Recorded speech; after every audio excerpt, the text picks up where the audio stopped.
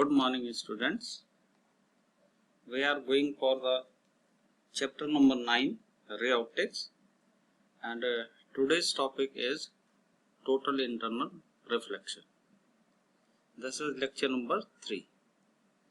Now, in the chapter, we are studying refraction, and in between refraction, there is a term reflection, and that reflection is total internal reflection.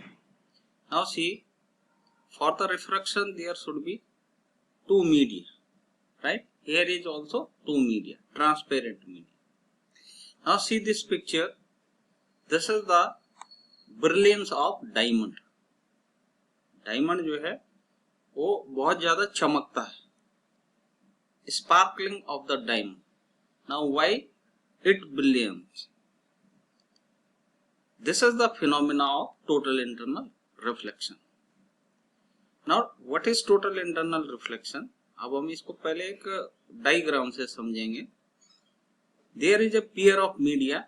One is rarer medium and another one is denser medium. The refractive index of rarer medium is mu A, and for the denser medium or the glass this is mu G. These refractive indices are absolute refractive indices. An object placed in the denser medium. Now the observer in rarer medium, so what will happen? The rays will come out from the object and observer receive the rays. The first ray incident at the interface, and it has angle of incidence 0, since it is making an angle 0 with normal. So this ray will come out without any deviation. Now the second ray, since there are so many rays coming out from the objects, so one of the ray which is making an angle of incidence I with normal get incident at the interface, it will split into two parts. A very small part will reflect back, but the major part of this ray will refract. Then the angle of refraction will becomes greater than the angle of incidence, since it is going from denser medium to rarer medium.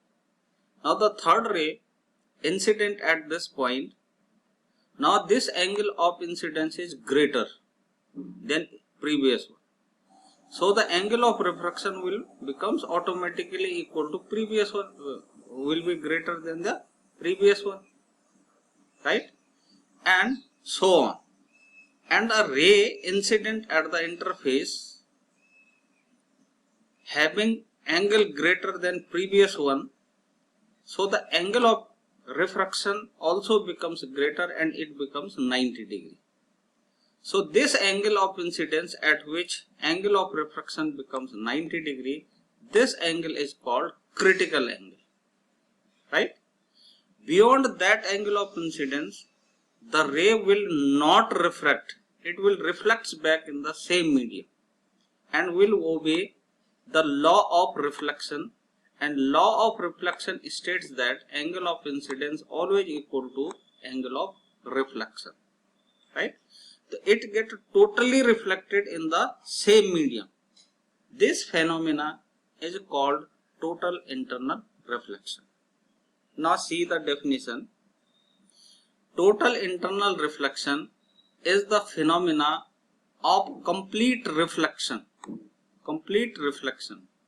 of light back into the same medium for an angle of incidence greater than the critical angle of the medium. It means whenever the angle of incidence in denser medium becomes greater than the critical angle, it will perform the phenomena of reflection of light. This is called total internal reflection. Now one point is there, the angle of incidence is the angle at which the angle of refraction in rarer medium becomes 90 degree, that is called critical angle. Now there are two conditions of TIR. First, the incident ray must be optically denser medium. right? So the ray going from denser to rarer medium, only that ray can perform the phenomena of total internal reflection. But whenever the ray coming from rarer to denser medium, this phenomena never happens, right? Second condition is that angle of incidence in the denser medium must be greater than the critical angle for the pair of media in contact, right? Now we have to find how can we calculate the critical angle for the given medium, right? For example, there are two media, pair of media is air and glass. So how the refractive index of glass depends on the critical angle, means how the critical angle depends on the refractive index. So we will apply the Snell's law at this point, at the point where angle of refraction is 90 degree. Now in this case, the ray is going from rarer to denser medium, denser to rarer medium. So we should write mu of air with respect to glass. This is the refractive index of air with respect to glass, since it is going from glass to air. That will be equal to sin I. Now what is sin I at this point? That is IC divided by sin R. Now what is R at this point? Sin 90 degree, right? So sin 90 is 0, sin 90 is 1. So we can write G mu A is equal to sin IC. Now go for the calculation part. This is the relation between critical angle and refractive index.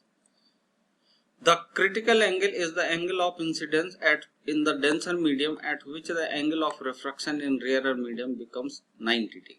Now apply the Snell's law, and as per the Snell's law, G mu A, since ray is going from glass to air, so this is the refractive index of air with respect to glass is equal to sin I by sin R. Now I is IC and R is 90, so it becomes equal to sin IC. Now in general, we have to calculate the refractive index of denser medium with respect to rarer medium. So we can write it A mu G. This is G mu A and this is A mu G. Now we are going to calculate the refractive index of glass with respect to air is equal to 1 by sin C, since A mu G is equal to 1 divided by G mu A, right? So this is the relation between the refractive index and the critical angle. It states that higher the refractive index, lower the critical angle. For example, diamond has refractive index 2.7. So its critical angle come out to be 23 degrees, and the refractive index of simple glass is 1.5. So its critical angle is 41.8 degree. 41.8 degree. Oftenly it can be written as 42 degree, but actual angle of critical angle is 41.8 degree, right? So this is the relation, and you can write this relation as this one, right? Now these are the critical angles for the different colors, since in VIBGYOR portion violet has higher energy, higher frequency, so lower wavelength. Violet has lower wavelength than the red. Now see, sin IC is equal to lambda G by lambda A. So red color has maximum value of critical angle since it has higher wavelength. Violet color has minimum value of critical angle since it has lower wavelength. So this is the relation. Now see applications of TIR.